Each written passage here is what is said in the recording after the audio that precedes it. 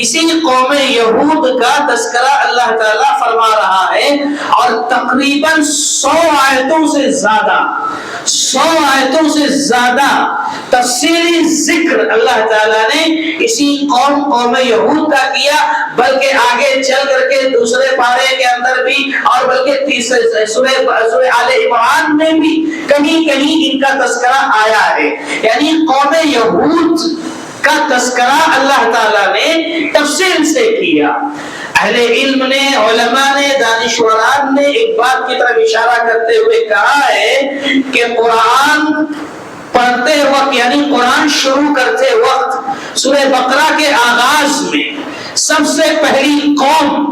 جس کا تذکرہ، جس کا تعارف اللہ تعالیٰ ہم سے اور آپ سے کرا رہا ہے، قرآن مجید میں ایسی بہت ساری قوموں کا تذکرہ آیا، لیکن سب سے پہلے جس قوم کا تذکرہ اللہ تعالیٰ نے قرآن مجید میں کیا وہ قوم یہود کا تذکرہ ہے۔ کیا مطلب ہے اس کا؟ اہل علم نے کہا کہ اس میں اس بات کا اشارہ ہے کہ قرآن مجید نازل ہونے کے بعد، قرآن کے نزول کے بعد اس دنیا میں جتنے بھی فتنے ہوں گے، فسادات ہوں گے اور تبدیلیاں ہوں گی، ظلم ہوگا، ستم ہوگا، اس کے پیچھے سب سے بڑا کردار اسی قوم یہود کا ہوگا۔ دنیا میں جتنے بھی انقلابات ہوں گے، جتنے بھی فتنے فسادات انتشارات ہوں گے، اس میں سب سے بڑا کردار اگر کسی کا ہوگا تو اسی قوم یہود کا ہوگا۔ اور جن کی نظر ذرا تیز ہے، جو لوگ سمجھ بوجھ رکھتے ہیں، جن کی نظر دنیا پر ہے، وہ اچھی طرح جانتے ہیں کہ اس وقت جتنے بھی فتنے سر چڑھ کر بول رہے ہیں، ان سارے فتنوں کی آماج کا،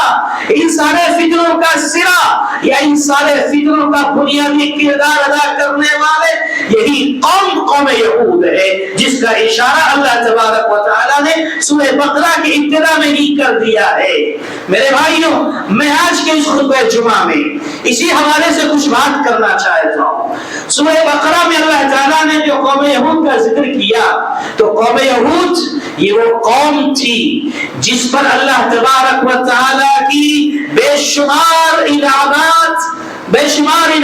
نازل ہوئے۔ یہ ایسی قوم تھی کہ اللہ تعالیٰ نے بے شمار احسانات کیے، پھر اس کے بعد ہونا یہ چاہیے تھا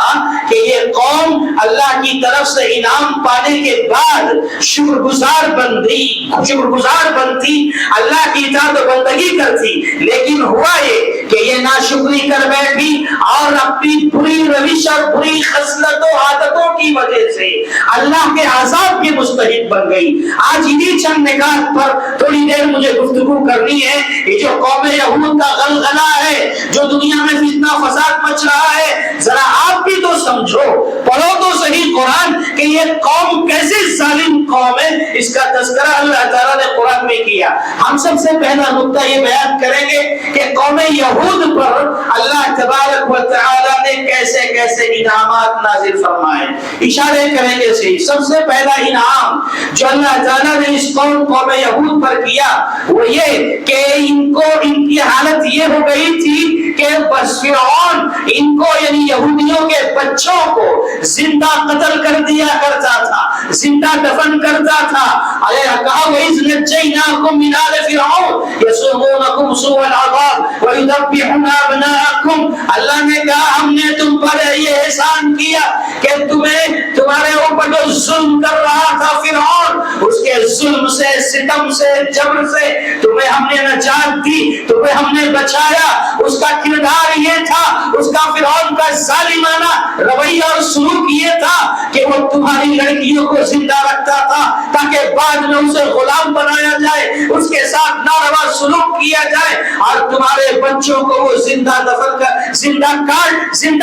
کر دیا کرتا تھا۔ بوٹی بوٹی کر دیتا تھا. یسبحون ابناءکم قرآن مجید نے کہا یعنی سب سے پہلا انعام جو قوم یہود پر اللہ کی طرف سے ہوا وہ یہ کہ فرعون کے ظلم سے جبر سے اللہ تعالیٰ نے اس قوم کو نجات عطا فرمائی. یہ پہلا انعام قرآن مجید میں آپ کو ملے گا. اسی طریقے سے اس قوم یہود پر اللہ تبارک و تعالیٰ کا ایک بہت بڑا انعام یہ بھی تھا کہ اللہ تعالیٰ نے اس